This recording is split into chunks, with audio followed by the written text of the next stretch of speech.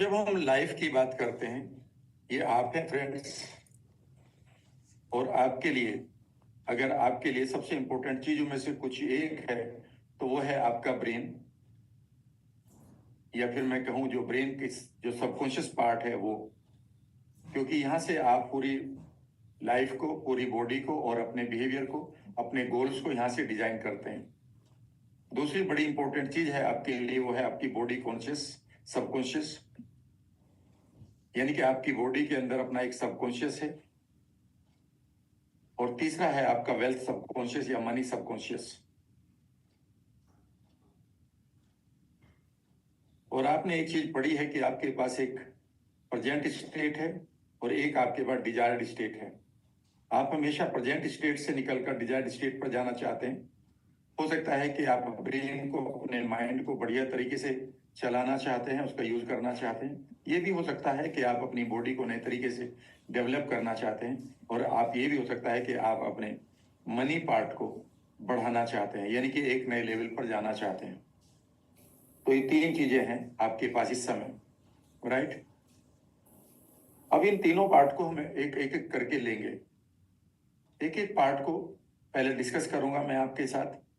और इसमें एक चौथा पार्ट भी है, वो है मनी पार्ट को आगे बढ़ाते हुए कि आप लोगों के ट्रांसफॉर्मर भी बने। तो ये चौथी पार्ट होगा हमारा कि ट्रांसफॉर्मर जर्नी हो, ट्रांसफॉर्मर्स जर्नी आप पूरी करें।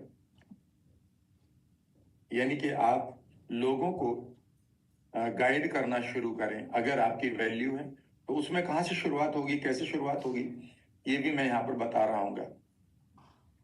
तो चलिए एक एक चीज को शुरू करते हैं। पहली चीज है आपके पास, बड़ी इंपॉर्टेंट चीज है, वो है आपका ब्रेन। यहीं पर आपका माइंड भी है। माइंड और ब्रेन को समझने की कोशिश करिएगा। ब्रेन आपका फिजिकल पार्ट है, जहां पर 86 बिलियन आपकी ब्रेन सेल्स हैं। 86 बिलियन ब्रेन सेल्स हैं। और इनके अंदर हमेशा एक नेटवर्क बनता रहता है, जिसको हम न्यूरल पाथवे कहते हैं, जिसको आप परसेप्शन भी कहते हैं, ये आपने पढ़ा था, जिसको आप मेमोरी भी कहते हैं। और जब ये काम करता है, ये सब चीजें काम करती है, तो ये माइंड बन जाता है। यानी कि ये हार्डवेयर है ब्रेन, और ये सॉफ्टवेयर जो इसके अंदर चल रहा है। तो इसकी बातें तो काफी हो गई है, ठीक है ना। इसकी तो बातें काफी हो गई है कि आपको अपने पास्ट को ठीक करना है, आपको अपने प्रेजेंट को ठीक करना है, और आपके अपने फ्यूचर को ठीक करना है, अपनी सेल्फ इमेज को बढ़िया करना है। यह एक लंबी जर्नी होनी चाहिए।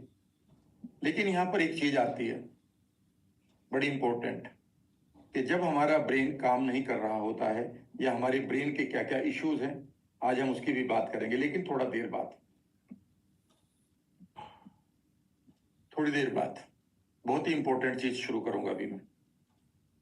अभी मैं आपके लिए पहला पार्ट लेता हूं, और वो है आपका law of attraction and wealth.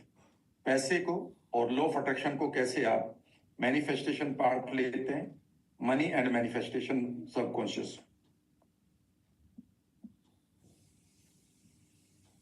कुछ जानकारी मैं आपको दूंगा, जिनको आपको नोट करते रहना है। अगर आप ये कहने लगे कि सब इनको अभी कराओ, तो ये करीब करीब करीब फिर मेरी 15 दिन की वर्कशॉप एक एक पॉइंट पर हो जाएगी, जो पॉसिबल नहीं है। पर आपको ये पता होना चाहिए कि जो बेसिक है, जो फाउंडेशन है, वो क्या है, राइट। तो एनएलपी के अलावा अब मैं आपको बहुत कुछ गिफ्ट में कर रहा हूं।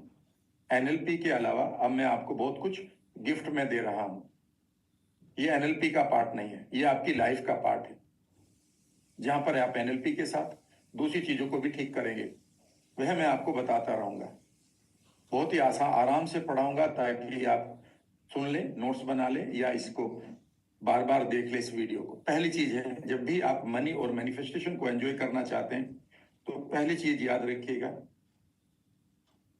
पहला पहला रूल की आई मीन हमेशा याद रखिएगा, to reach new level of wealth you need new mind. or your new mindset.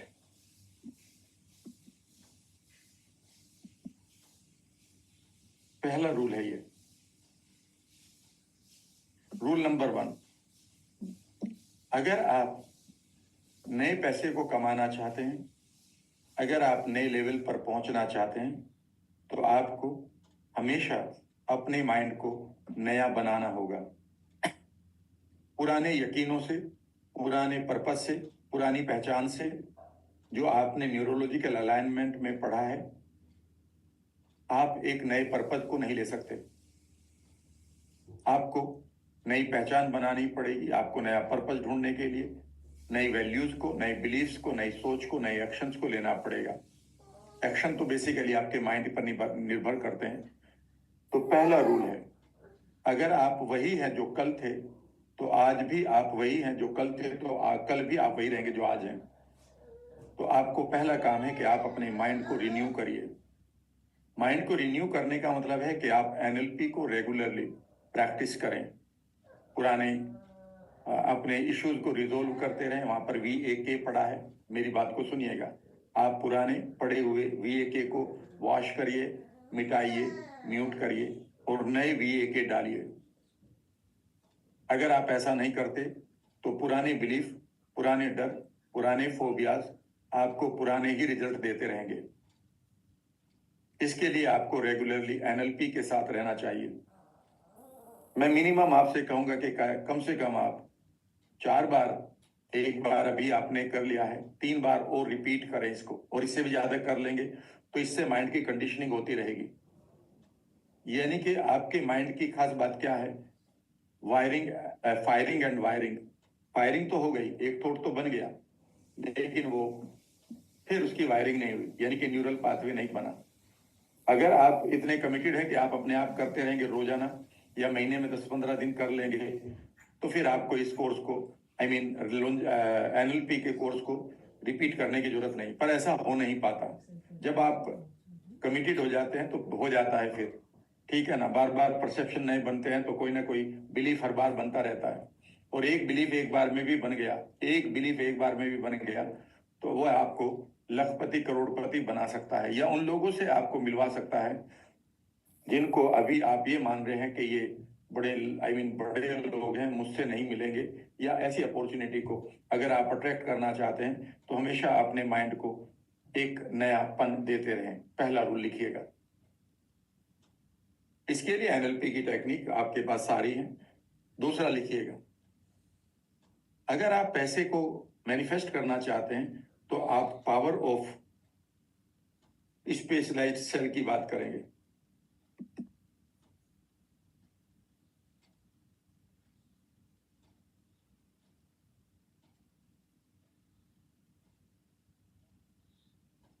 दूसरा काम आप ये करेंगे कि जब भी आप धनवान बनना चाहते हैं तो आपके ब्रेन के अंदर reticular activating system, reticular activating system एक ऐसा सिस्टम है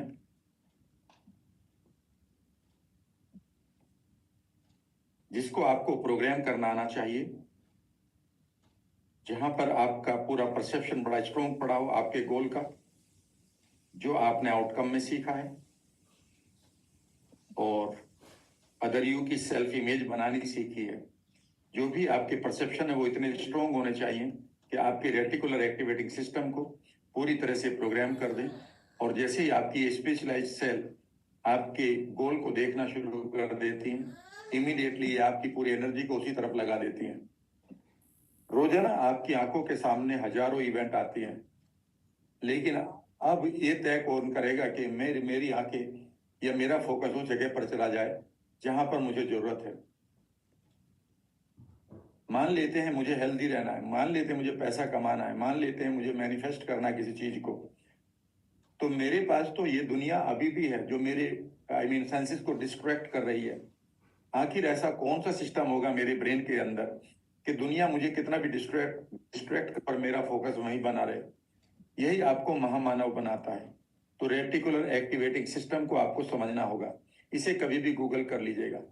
रेटिकुलर एक्टिवेटिंग सिस्टम जिस गोल के लिए खूबसूरत तरीके से प्रोग्राम हो जाता है, फिर वह गोल और आप एक हो जाते हैं। You do not remain two. आप एक हो जाते हैं, गोल के साथ आपका एकाकीकरण हो जाता है। और यही वो मोमेंट होता है जब आप अपने लक्ष्यों, 1-2 घंटे के लिए आप मैनिफेस्टेशन नहीं करते, बल्कि आप उसी एनर्जी में रहते हैं। यह आपके लिए बेहद इंपॉर्टेंट है कि आप इसे भी सीख लें। आप इसको कैसे कर सकते हैं? तो अदर यू की प्रैक्टिस है, वाई बनाइए जो मैंने करवाया है, ठीक है ना। खूबसूरत विजुअलाइजेशन करते रहिए फ्यूचर के उन गोल्स के साथ, तो आपका रेटिकुलर एक्टिवेटिंग सिस्टम एक टाइम के बाद प्रोग्राम होना शुरू हो जाएगा। तीसरी चीज, अगर आप पैसे की, वेल्थ की चीज करते हैं, आई मीन गोल्स बनाते हैं, तो तीसरी चीज को इंपॉर्टेंट ये है, तीसरी चीज वो है एक्सपेक्ट द अनएक्सपेक्टेड।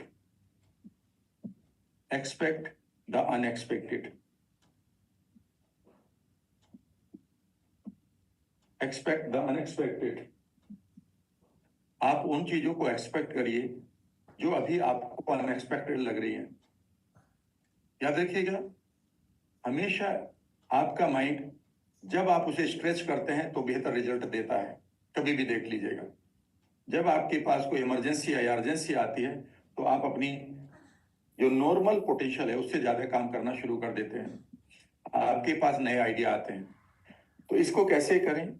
एक छोटा सा विजुअलाइजेशन कर सकते हैं कि ये आप हैं और आपके सामने कॉस्मिक फील्ड है, एक देवीय फील्ड है, एक बबल समझ लीजिएगा, और इस फील्ड के अंदर सभी ऑल पॉसिबिलिटीज आर देयर। यहाँ पर सभी पॉसिबिलिटीज हैं, कुछ भी हो सकता है आपकी लाइफ में, ठीक है ना, अगले पल में। तो अच्छी अच्छी पॉसिबिलिटीज को देखेंगे। इमेजिन करिए कि यहाँ से आप आगे जा रहे हैं और इस कॉस्मिक फील्ड में आप उन चीजों को ऑब्जर्व करिए जो चीज आप चाहते हैं, भले ही वो अभी आपको ऐसा लग रही हो कि ये नहीं हो पाएंगी क्योंकि आपका लॉजिक नहीं मानता। लेकिन आप इमेजिन करिए कि इस कॉस्मिक फील्ड में आपके लॉजिक समाप्त हो गए। ये कॉस्मिक फील्ड एक यूनिवर्सल फील्ड है जहां पर सभी संभावनाएं हैं। आपको क्या क्या ऑब्जर्व करना है, उनको एंजॉय करिए, मानो वो सभी पॉसिबिलिटीज पूरी हो चुकी हैं। फिर मुझे सुनिएगा, मानो वो सारी पॉसिबिलिटीज वहां पर पूरी हो चुकी हैं।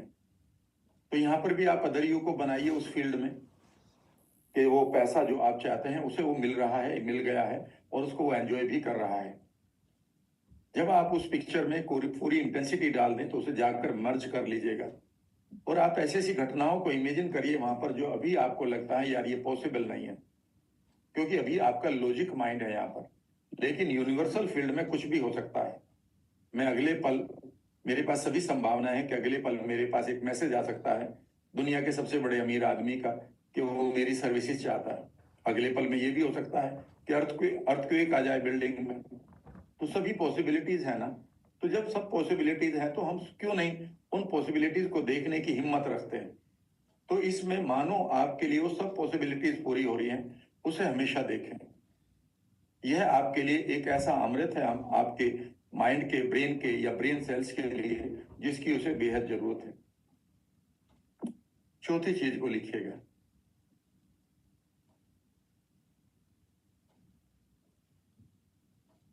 ये चौथी चीज बड़ी इंपॉर्टेंट है, और वो ये है कि आप अपनी वाइब्रेशंस को हमेशा आप करें, और आपकी वाइब्रेशंस को जो चीजें मार रही हैं वो बेसिकली अनरिसोर्सफुल स्टेट मार रही हैं। ये अनरिसोर्सफुल स्टेट आपकी फिजियोलॉजी को खराब कर देती हैं, आपकी बॉडी लैंग्वेज को, आपकी टोनैलिटी को बर्बाद कर देती हैं, ठीक है ना, आपके कॉन्फिडेंस को बर्बाद कर देती हैं। और जिस वाइब्रेशन से आपको आगे पैसे के लिए काम करना चाहिए, लोगों से मिलना चाहिए, आप नहीं मिल पाते हैं। तो यहाँ पर आप दो टेक्निक को आप पूरी तरह से यूज करें। एक, आप एंजाइटी फ्री रहें, लिखते रहिएगा, एक एंजाइटी फ्री रहे लाइफ में। और दूसरा ये कि आप हमेशा अदर यू को बढ़िया बनाते हुए जो आप चाहते हैं, मानो उसे मिल चुका है, इस पिक्चर को आप फ्रंटल लोब पर डालते रहें। यह वाइपर टेक्निक या स्विस या गोल्डन बॉल टेक्निक मैं आपको पढ़ा चुका हूं। इस तरह से आप अपनी वाइब्रेशंस को बहुत स्ट्रॉन्ग करेंगे। छठी चीज है, पांचवी चीज है इसके बाद, मुझे टू द पॉइंट रहना पड़ेगा ताकि मैं अधिक चीजों को आपके साथ शेयर कर पाऊं। इसके बाद पांचवी चीज जो बड़ी इंपॉर्टेंट है आपके लिए,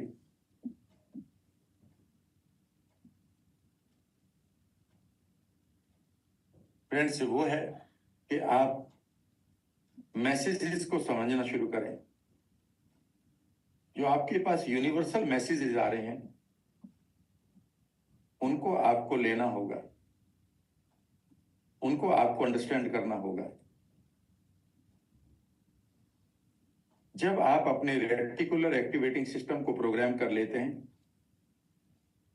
वहां पर उन विजुअलाइजेशन को करते हुए उन पिक्चर्स को, उन विजुअल्स को डाल देते हैं जो आपको चाहिए पैसे की, आज जिसको आप आउटकम कह सकते हैं, उन वाई को डाल देते हैं जो आपके लिए जरूरी है। तो याद रखिएगा, फिर आपका इमीडिएटली जो रेटिकुलर एक्टिवेटिंग सिस्टम है वो आपको बहुत सारे मैसेज देता है, और इन मैसेज को हम सिंक्रोनिसिटी कहते हैं। सिंक्रोनिसिटीज, सिंक्रोनिसिटीज का मतलब ये होता है कि इनको हम यूनिवर्सल मैसेज कहते हैं, ब्रह्मांडीय संदेश या डिवाइन मैसेज कहते हैं।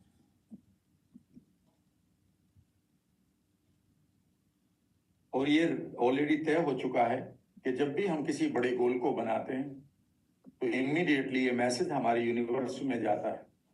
इससे आप गॉड ऑफ मिरेकल में समझ चुके होंगे, जिसमें मैंने पढ़ाया, उसे हम यूनिवर्सल मिरेकल प्रोडक्ट कहते हैं, जिसको आप गॉड का नाम देते हैं या ब्रह्मांडीय ऊर्जा का नाम देते हैं। वह हमको सुनती है, हमारे थॉट को सुनती है। ये मैं नहीं कह रहा हूं, यह है मोनिस्टिक थ्योरी जो ली गई है भारतीय दर्शन से, जिसका नाम है अद्वैत सिद्धांत। यानी कि अब आपको अपने अंदर की फीलिंग को देखना है, और ये सिंक्रोनिसिटी 3 तरह से आएगी, लिख लीजिएगा। या तो आपके पास कुछ विजुअल्स आएंगे, या तो वो इंटरनल होंगे या एक्सटर्नल। इंटरनल विजुअल कई बार आएंगे कि आप बैठे हुए हैं और किसी की पिक्चर आ रही है, मानो वो कुछ कह रहा है आपसे। इनको हमेशा कभी भी आप अवॉइड नहीं करेंगे। या फिर बाहर के विजुअल्स आएंगे, कई बार आपको विज्ञापन दिखाई देगा, कई बार आपको कहीं कुछ लिखा दिखाई देगा, कहीं ऐसा कुछ दिखाई देगा कि आप उससे मानो रिलेट कर रहे हो। आप पैसा कमाना चाहते तो ऐसा लगेगा कि कोई वर्कशॉप उसी के ऊपर आ रही है, कई बार वही एड आपके सामने आ रहा होगा। इसका मतलब है कि रेटिकुलर एक्टिवेटिंग सिस्टम ने अपना काम करना शुरू कर दिया है, उसने आपके फोकस को बदलना शुरू कर दिया है। या फिर ये ए होगा, और वो भी इंटरनल होगा, या फिर एक्सटर्नल होगा। इंटरनल, कई बार आपके अंदर एक आवाज आएगी, यार ये कर लेना चाहिए। और कई बार ये एक्सटर्नल आएगी कि आपको कोई फोन कर रहा है और वो धीरे से कह रहा है, यार कल मैंने एक चीज देखी है, वो शायद हमारे काम आ जाएगी, तुम्हारे भी, तुम चलो ना वहां पर मेरे साथ, ठीक है ना। कुछ ऐसा मैसेज आपको मिलेगा, उसे हम ऑडियो सिंक्रोनिसिटीज कहते हैं। तीसरी चीज बड़ी इंपॉर्टेंट है, और वो है के यूजुअली इंटरनली आएगी, और इसे मैं नहीं कह रहा हूं, इसे ईएसपी कहते हैं। इस ईएसपी को लिख लीजिएगा, इसकी पूरी फॉर्म में मैं यहां लिख देता हूं, एक्स्ट्रा सेंसरी परसेप्शंस।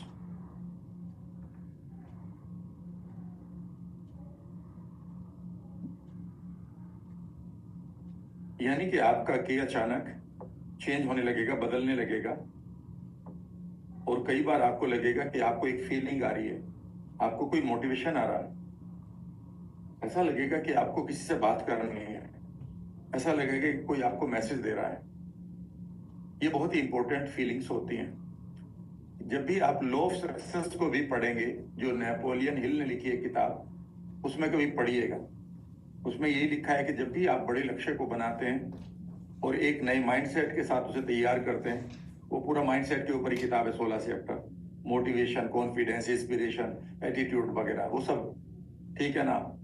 वो यही कहती है कि वो जैसे आप अपने गोल्स को बनाते हैं तो आप यूनिवर्स के साथ बात करना शुरू कर देता है। कौन? आपका माइंड। रेटिकुलर एक्टिवेटिंग सिस्टम से। जब इसको गहराई तक पढ़ेंगे वो मैं तभी पढ़ा पाऊंगा, अभी तो नहीं, क्योंकि अभी बताने के लिए बहुत कुछ है। तो इसका मतलब ये है कि जब भी आपकी फीलिंग बदल रही है तो हमेशा अपनी फीलिंग को रीड करने की कोशिश करो, और ये रीड करने का एक बहुत अच्छा तरीका है। इससे मैं नोट करवा देता हूं, कंधे सीधे करके बैठिएगा। जब भी आपकी फीलिंग अचानक बदल रही है और आपको कई बार ऐसा लग रहा है कि आई एम फीलिंग इंस्पायर्ड और even I am feeling down, तो उस समय आप अपने माइंड से कहिएगा कि शो मी द विजुअल्स और create some sound so that I can understand. यानी कि कई बार आप अपनी फीलिंग को नहीं समझ पाएंगे, तो आप उससे कहिएगा कि आप मुझे विजुअल्स के रूप में दें या मुझे साउंड के रूप में दें, and suddenly mind will change that. क्योंकि माइंड आपका एक ट्रांसड्यूसिंग मशीन है। क्या है ट्रांसड्यूसिंग मशीन? इसे मैं व्हाइट में लिख देता हूँ, ब्लू में, ट्रांसडक्शन मशीन। ट्रांसडक्शन का मतलब है कि वो एक फीलिंग को दूसरी, एक सेंस को दूसरी सेंस में बदल देता है, एक सेंस को दूसरी सेंस में बदल देता है। कई बार आपने मिड ब्रेन देखा होगा, बच्चे आंख बंद करके चीजों को टच करते हैं, बता देते हैं कि ये फोटो जो है हाथी की है, ये एप्पल की है। पता है क्यों? क्योंकि उन्होंने काइनेस्थीसिया यानी कि अपने टच को महसूस किया, और टच ने मेलाटोनिन को यूज करते हुए, आपके जो पिनियल ग्लैंड से निकलता है मेलाटोनिन, उसकी खास बात ये होती है कि वह उसे पिक्चर में कन्वर्ट कर देता है। तो इसका मतलब ये है कि हमारी सेंसेस आपस में कन्वर्ट हो जाती हैं, और ये हमारी एक खास बात है।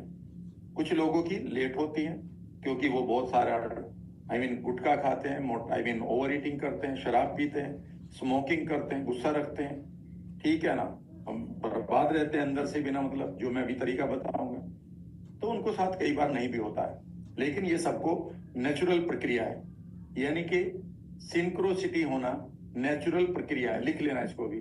डिवाइन मैसेज का मिलना यह एक नॉर्मल घटना है, अब नॉर्मल नहीं है। अगर नहीं मिल रहा तो अब नॉर्मल है, क्योंकि आपने रोक दिया उसको। स्किन पर हम इतने केमिकल लगा रहे हैं कि हमारी स्किन की काइनेस्थीसिया ही मर चुकी है। इतने एंटीबायोटिक खा लेते हैं, इतने हम स्टेरॉइड खा लेते हैं, ठीक है ना, इतने केमिकल अपनी स्किन पर लगाते हैं कि हमारी स्किन खराब हो जाती है। Skin is a very very wonderful जो हमारा सेंसर है। तो आप अपनी, जब भी आपको कोई फीलिंग आ रही है, चाहे वो डर की आ रही है, चाहे वो अच्छी डिफरेंट फीलिंग आ रही है, कई बार आप नींद नहीं आ रही है, तो उसको भी आप ये समझिए कि इस समय आपकी फीलिंग बदल रही है। उस समय आप सिर्फ ये कहें कि give me some message in visuals और sound, and suddenly you will find कि रात को शायद आपको सपने में कुछ विशेष चीज मिलने जा रही है। Note it. इसके बाद आपको वेल्थ के लिए और क्या क्या करना चाहिए मैं आपको बता रहा हूं, बाकी तो मैंने आपको एनएलपी में पढ़ा दिया, एनएलपी से एक्स्ट्रा बता रहा हूं। पांचवी चीज होगी, छठी लिखिए, द पावर ऑफ सर्टेनिटी। छठा, create certainty and remain in the zone of certainty. Phone को चार्जर चाहिए, मुझे चार्जर ले लीजिए। ये बहुत इंपॉर्टेंट है। अगर आप अपने माइंड को नेक्स्ट लेवल पर ले जाना चाहते हैं वेल्थ के लिए, तो एक सर्टेनिटी में जिए, न कि डाउट में। और इसको कौन मारता है? इसका एंटीडोट क्या है? Self doubt. तो अगर सेल्फ डाउट की आपके पास या तो ऑडियो है, या आपके पास विजुअल्स हैं, या कोई एंजाइटी आ रही है आपकी जब आप बड़ा गोल बना रहे हैं, तो इन तीनों को आप हैंडल करना जानते हैं, ये मैं बता चुका हूं एनएलपी में। तो इनको तो हैंडल कर लीजिएगा वहां से, ठीक है ना। क्योंकि जैसे ही आपके पास सेल्फ डाउट आता है, आपका रेटिकुलर एक्टिवेटिंग सिस्टम उसको कभी भी प्रोग्राम नहीं करता, उसे वापस भेज देता है। वह उन चीजों को ही अपने अंदर स्पेशलाइज्ड सेल में डालता है जहां पर सर्टेनिटी होती है, जहां पर निश्चितता होती है। चाहे वो कैंसर ठीक करने की निश्चितता हो या पैसा कमाने की। जीवन में जब भी आपके पास निश्चितता खत्म हो जाएगी माइंड में, और वहां पर आधा सेल्फ डाउट आ गया और आधी निश्चितता आ गई, तो वो निश्चितता नहीं रही। आप कभी ये नहीं कह सकते सर एक बाल्टी गंगा जल में सिर्फ 5 बूंदी तो यूरिन की है, बाकी तो गंगा जल है। नहीं, अब वो बर्बाद हो चुका है। वह 5 बूंदे बर्बाद कर चुकी, 5 या 1 काफी है। मेरा कहने का मतलब है कि आपका सेल्फ डाउट का एक बूंद भी बर्बाद कर सकता है। तो सर्टेनिटी कैसे करनी है? सर्टेनिटी करना है कि सर्टेनिटी के विजुअल्स डालिए, उनमें कलर्स अच्छे हों, उनकी सब मॉडलिटी उनमें 3 डायमेंशनल बनाओ, उनको मानो वो चीज हो पूरी हो रही हो, उसमें बढ़िया साउंड डालें और एक फीलिंग को क्रिएट करें। यहाँ पर आप कॉन्ट्रास्टिव एनालिसिस भी कर सकते हैं, जो मेरे मेंटोर ने मुझे कराई थी और मैंने भी आपको बताया है। उन्होंने कहा कि आपके जीवन में क्या सर्टेन है। मेरी बात को गौर से सुनिए, मुझे देखते हुए। उन्होंने कहा कि आपके जीवन में क्या है जो सर्टेन है। तो मैंने कहा हवा मेरे लिए सर्टेन है, वो मेरी तरफ आ रही है। उन्होंने कहा फिर इसी में ही धन को मिलते हुए और आपकी तरफ बहते हुए देखो और इसी जोन में रहो बस 24/7। आपके लिए क्या सर्टेन है? मैंने कहा कल का सूरज जरूर निकलेगा।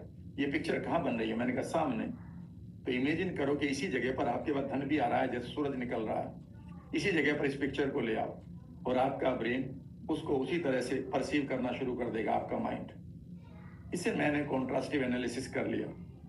इसे आप अदर यू में भी जाकर कर सकते हैं कि अदर यू इज सर्टेन कि उसके लिए सब चीजें आ रही है और उसके साथ मर्ज करते करते रहो गोल्डन थ्रेड से, गोल्डन बोल्ट से। या फिर आप एज इफ टेक्निक भी लगा सकते हैं। एज इफ का मतलब है कि आप उसी मोमेंट में रहो जो पहले दिन आपने कहा था कि यस इट इज।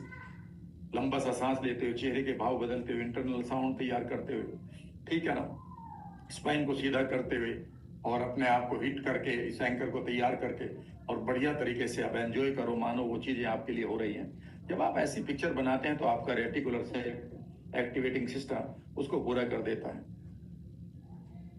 ये कुछ चीजें हैं जो आपको मनी के लिए सीखनी चाहिए, ठीक है ना। इसके अलावा और भी बहुत सारी चीजें मैं उनको बताता रहूंगा तो बहुत लंबी लिस्ट हो जाएगी। इन सब चीजों के लिए आप अपने ब्रेन को ट्रेन करिएगा।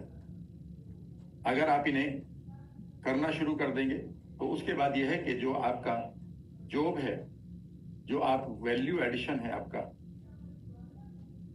पैसे के लिए, याद रखिएगा जब भी आपके पास पैसा आएगा वो तब आएगा जब आप वैल्यू को ऐड करेंगे लाइफ में। कई बार लोग मैनिफेस्टेशन को ये मानते हैं कि अचानक पैसा बरस पड़ेगा कहीं से। कभी नहीं। अगर वो बरस भी रहा किसी के लिए तो वो 1 लाख में से एक आदमी हो सकता है कि दूर के नाना जी आए और 100 करोड़ देकर चले गए या हिमालय में। पर ये रूल नहीं बन सकता। रूल ये है कि अब आपके पास ऐसा क्या प्रोडक्ट है, ऐसी क्या सर्विस है, ऐसी क्या टेक्निक है या टेक्नोलॉजी, ऐसा क्या आर्ट है, ऐसी क्या ट्रांसफॉर्मेशनल स्किल है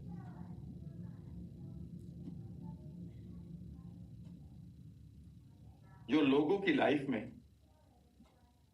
एक वैल्यू को ऐड करे।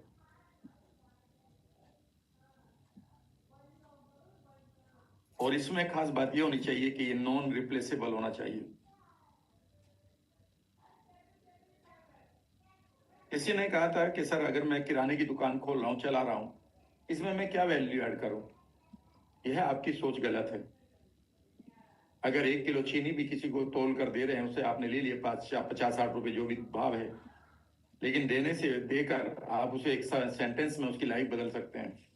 आप उसे कोई इंश्योरेंस दे सकते हैं, एक स्माइल दे सकते हैं, आप उसको एक खूबसूरत डायलॉग बोल सकते हैं ताकि उसको लगे कि उसका दिन बन गया है और अब आप उसके लिए नॉन रिप्लेसेबल हो गए हैं।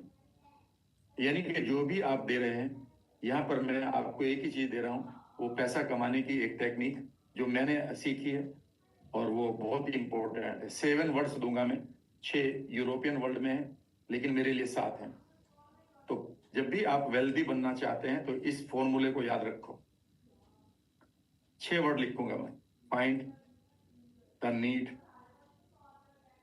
And fill it. 1 2 3 4 5 6। जरूरत ढूंढिए कि किस चीज की जरूरत है, उसे पूरा करिए। यह एक धनवान बनने का सिंपल सीक्रेट है। ये फाइनेंस एमबीए समझ लीजिएगा, वेल्थ एमबीए, फाइनेंस नहीं। लेकिन मेरा ये नहीं है। अगर मैं अपनी बात करूं, जो राम वर्मा की बात है, तो इसमें मैंने एक वर्ड जोड़ा हुआ है। अब उसे जोड़ते ही आप देखिएगा, आप मुझे मॉडल कर लेंगे। मॉडल का मतलब है मेरे माइंडसेट को पकड़ लेंगे और वो ये है, find the need and fill it uniquely. ये है मेरा सीक्रेट और ये राम वर्मा मंत्र मैं आपको दे रहा हूं। जो भी आप कर रहे हैं उसे इस तरह से करिए कि कोई और उसको ना कर रहा हो। लोग आपके दीवाने होने शुरू हो जाएंगे। एक ही चीज को प्रस्तुत करने के एक नहीं, हजार नहीं, कई हजार तरीके हो सकते हैं। आपका यूनिक तरीका क्या है? लोग उस यूनिक तरीके को एंजॉय करना चाहते हैं। आज आप इंस्टाग्राम की एक रील बना रहे हैं, ऐसा क्या उसमें दे रहे हैं कि वो टक से मैं देखूं और उसे छोड़ो ही ना 15 सेकंड के लिए, और 15 सेकंड में आपने अपनी बात कह दी, क्योंकि आपने चेहरे को कुछ इस तरह से करा, क्योंकि आपकी ड्रेस कुछ, आपने एक स्टाइल डेवलप कर लिया, या फिर आपके कंटेंट इतने मजबूत हैं कि मैं अपने परिवार को अच्छा करने के लिए, अपने पैसे को अच्छा करने के लिए आपकी वीडियो देख रहा हूं। अगले 3 दिन में मिलियंस में चली जाएगी, आप ओवरनाइट स्टार बन जाएंगे। ओवरनाइट, ये नहीं कि महीनों में बनेंगे, वो गया टाइम। एक रील कैसी चीज है, क्या चीज आप यूनिकली कर दे सकते हो? आज आप एक आइडिया के साथ सोएंगे, what can I do uniquely, जिसे कोई और नहीं करेगा। लगेगी प्यास तो वो मेरे पास आएगा, मेरे खून का जायका ही ऐसा। लगेगी प्यास तो वो मेरे पास आएगा, मेरे खून का जायका ही ऐसा है।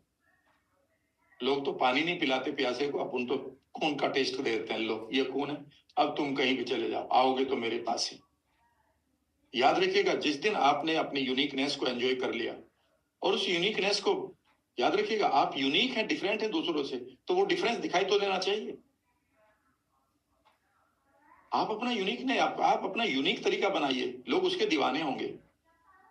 मुझे बहुत लोगों ने कहा था एनएलपी हिंदी में नहीं पढ़ाई जाती, मैंने कहा ये तुम्हारा बिलीफ है, और इस देश में हिंदी तो चलेगी। नहीं नहीं, हिंदी वाले एनएलपी नहीं पढ़ते, ये मैंने कहा ये आपका बेवकूफी का बिलीफ है।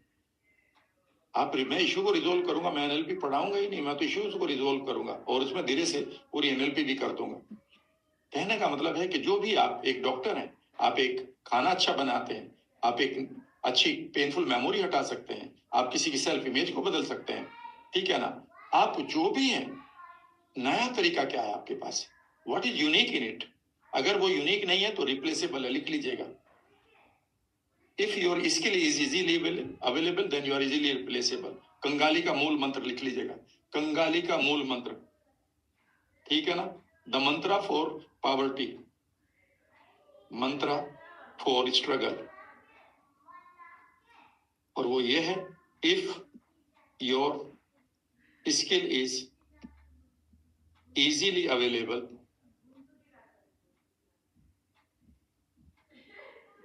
then you are easily replaceable.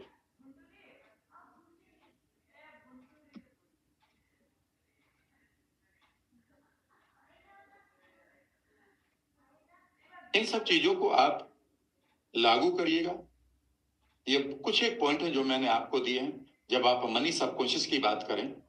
यद्यपि अगर आप मेरे साथ जुड़ेंगे तो ये सब लॉन्जिविटी मास्टरमाइंड में मैं आपको 1 साल तक ट्रेन कर रहा हूँ इन्हीं सब चीजों के साथ, एक नए माइंड का सेट के साथ।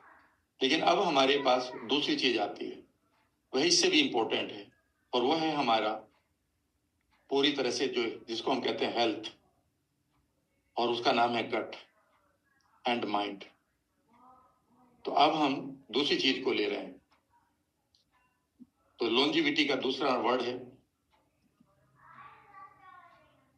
दूसरा नहीं तीसरा है, ये आप है।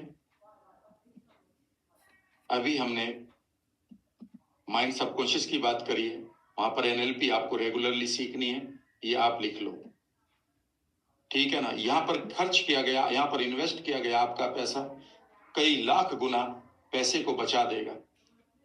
एक बीमारी बर्बाद कर देती है, अगर वो ब्रेन डिजनरेटिव डिजीज आ गई, किसी घर में सिजोफ्रेनिया अगर आ गया ना यंग को, या बूढ़े को भी आ गया, एल्जाइमर अगर आ गई, डिमेंशिया अगर आ गया, ऑटिज्म अगर आ गया, एडीएचडी अगर आ गया, तो किस तरह से पूरा परिवार एक आदमी के ऊपर सारा खर्च कर देता है और 2-4 लोग उसको संभालने में रहते हैं। खुद सोचिएगा। दूसरा है आपका मनी, और अब आते हैं तीसरा, आपकी जो है फिजिकल वेलनेस।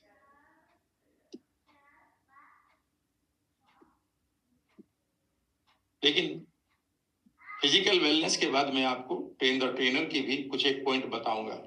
लेकिन फिजिकल वेलनेस में अब आपको एक चीज को समझना होगा सबको, जितनी भी आपकी बीमारियां हैं वो आपके माइंड और गट कनेक्शन से आ रही हैं।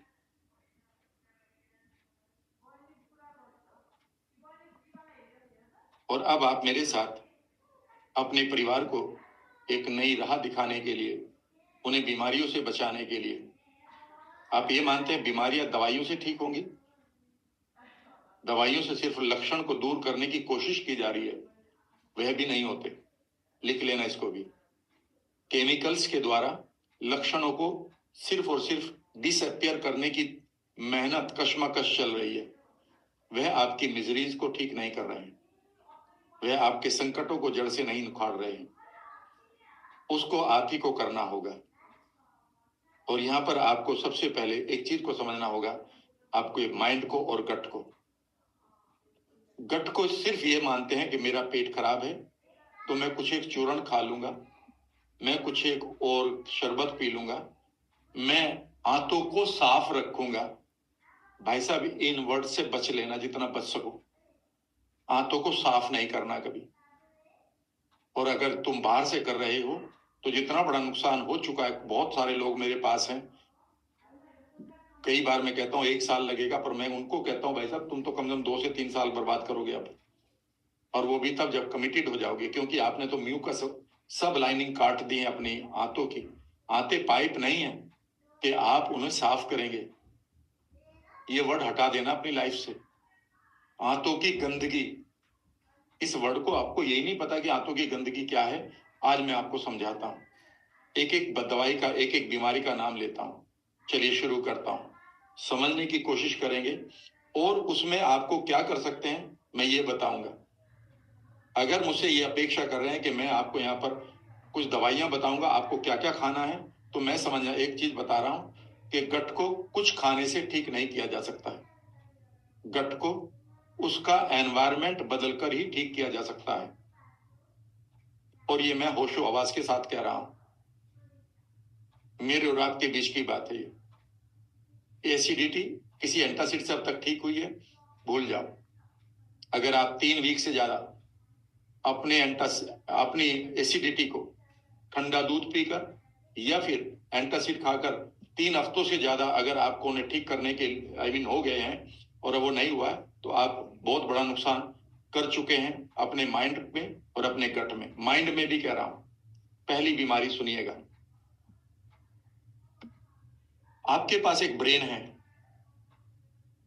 और ब्रेन आपके सारे डिसीजंस लेता है कि उसे हार्ट कैसे चलाना है, उसे लंग्स कैसे चलाने, उसे किडनी कैसे चलानी, उसे लीवर कैसे चलाना, उसे आपकी सेल कैसे चलानी, उसे हार्मोन कैसे बनाने, उसके अंदर आपको एनर्जी कितनी देनी है, कि कब आपको सुलाना है, कब आपको जगाना है।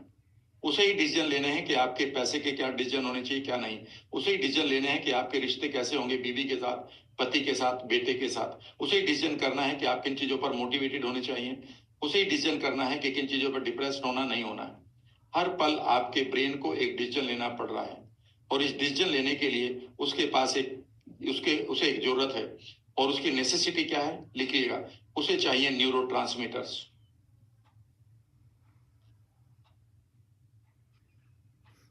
जिसे आप ब्रेन केमिकल्स कहते हैं।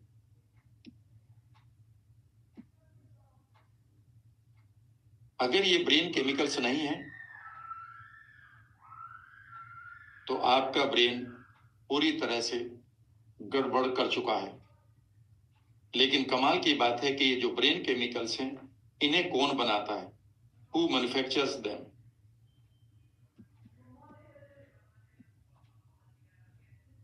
और इसका आंसर लिख लीजिएगा। और इसका आंसर है फ्रेंड्स,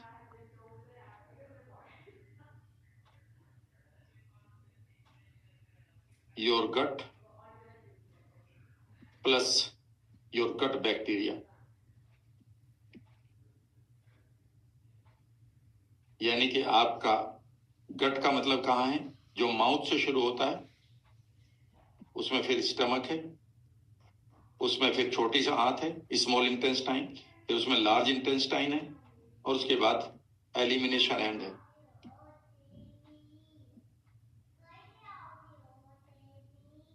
ये सारा का सारा आपका गट कहलाता है।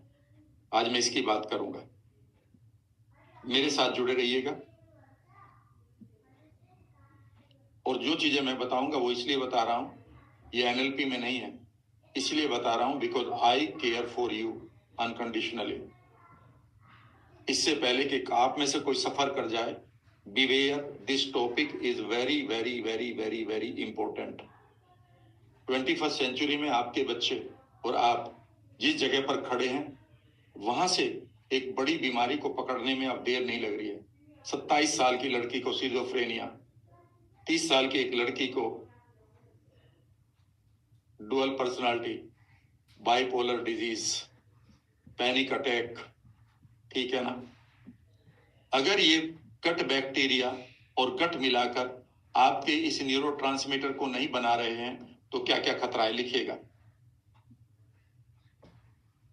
पहली बीमारी लिखिएगा, अगर आपके पास न्यूरोट्रांसमीटर्स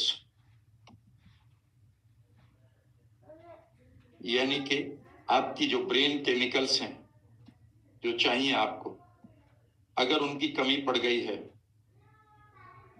पहली बीमारी लिखवाता हूं, तो यहीं से पहचानना शुरू कर देना भाई। कभी ये कहो कि इसकी कोई दवाई बनी है, वह दवाई आपको आर्टिफिशियल तरीके से केमिकल दिए जाते हैं और उन केमिकल्स को आप 4-5 महीने के बाद उनके आदी हो जाते हैं और उसके बाद आपकी बॉडी उन्हें रिजेक्ट करने लगती है, क्योंकि बॉडी बाहर की चीजों के लिए जो उसके अपने केमिकल बनाने थे उसे वो भूल जाती है और आपके बाहर के केमिकल्स को रिजेक्ट करने लगती है। डॉक्टर कहता है अब दवा डिजीज डबल कर दो, और उसके बाद फिर आप कहते हैं कि डबल भी कर लिया अब भी कुछ नहीं हो रहा, फिर डॉक्टर कहता है अब मैं कुछ नहीं कर सकता। यही हो रहा है। ये मेरे और आपके बीच की बात है, with due respect to the medical fraternity, ठीक है ना।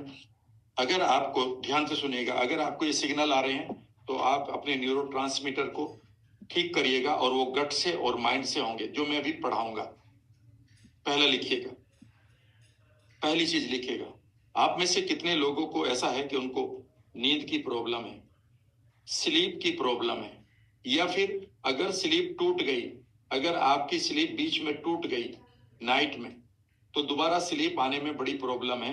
अगर ये आपको प्रॉब्लम है तो आपके ब्रेन केमिकल्स कम हो चुके हैं।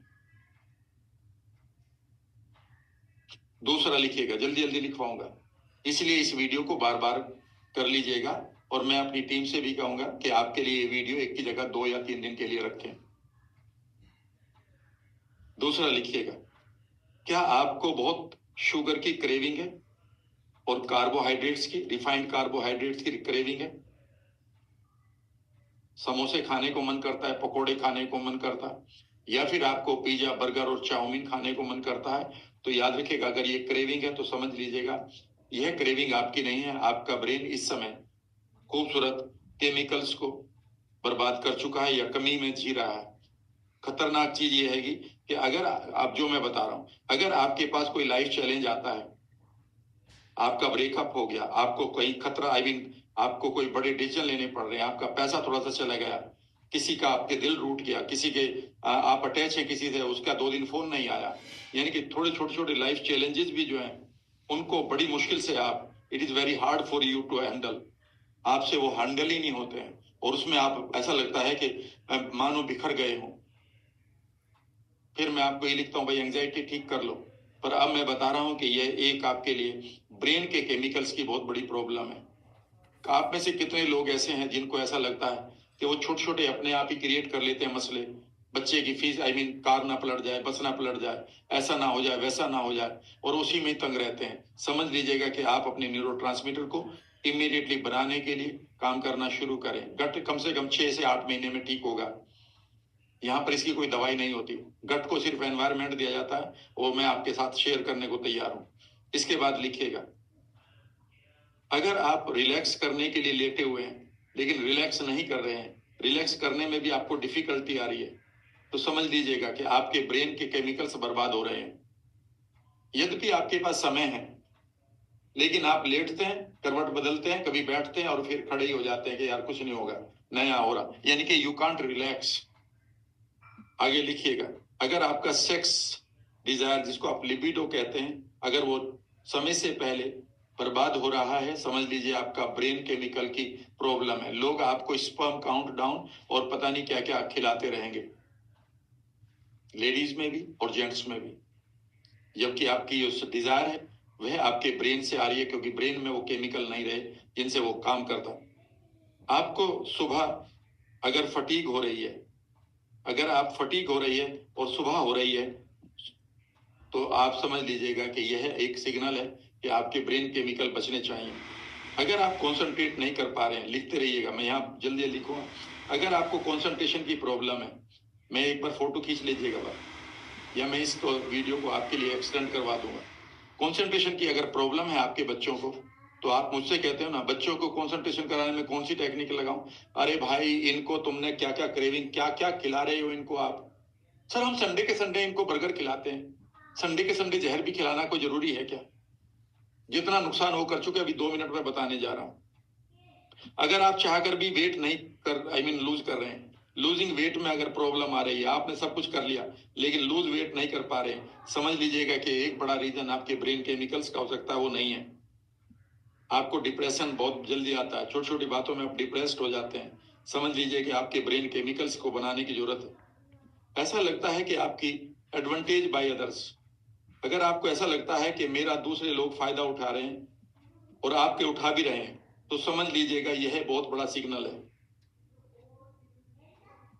अगर आपको ऐसा लगता है कि आपका दूसरे लोग इजीली फायदा उठा लेते हैं और आप ये महसूस भी करते हैं, तो इस समय यह जिम्मेदारी आपकी होगी कि आप अपने ब्रेन के केमिकल्स को ठीक कर लें। आगे लिखिएगा। अगर आपका मूड स्विंग हो रहा है बहुत जल्दी जल्दी, यह भी इसका एक सिग्नल है। मैं सिग्नल लिखवा देता हूं। आपको बॉडी में क्रोनिक पेन है, जिसको आप फाइब्रोमाइल्जिया कहते हैं, अगर है तो इसका मतलब है आप इसे ठीक करें। आप अपने एक्सेसिव कोल्ड हैंड्स या स्वेटिंग के शिकार तो नहीं है, यानी कि आपके हाथ पैर ठंडे हो जाते हैं या फिर उनमें पसीना आने लगता है। 2 और लिखा रहा हूं, फिर और बात आगे बढ़ूंगा। आप छोटे छोटे ऑब्स्टकल को, स्मॉल चैलेंजेस को भी हैंडल करने में परेशान हो जाते हैं, आपसे नहीं हो पाते। ऐसा लगता है आप टूट रहे हैं, बिखर रहे हैं, परेशान हो रहे हैं, समझ लीजिए आपके ब्रेन केमिकल्स बर्बाद हैं। और लास्ट लिखवाता हूं, ऐसा लगता है कि आप दूसरों के ऊपर, ऐसा लग रहा है कि छोटी छोटी चीजों के करने के लिए आपको अदर्स सपोर्ट चाहिए।